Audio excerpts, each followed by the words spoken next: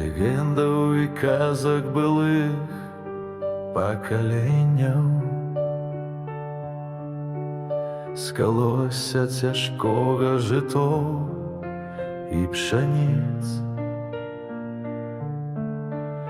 з узор'яў і сонечных цёплых праменняў, з грымучага ззяння бурлівых крыніц,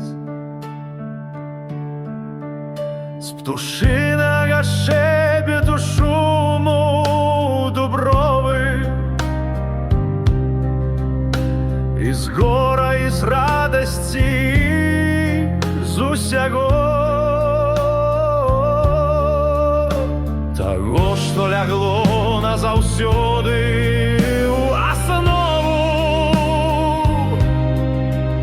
святыні народа бяссмерця яго.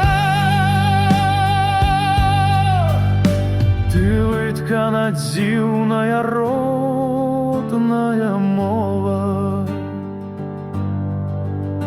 бясчётнае дзіўнае роднае слова. Ты духовны падмурак у жыцці маім. Народ пранясе цябе родная мова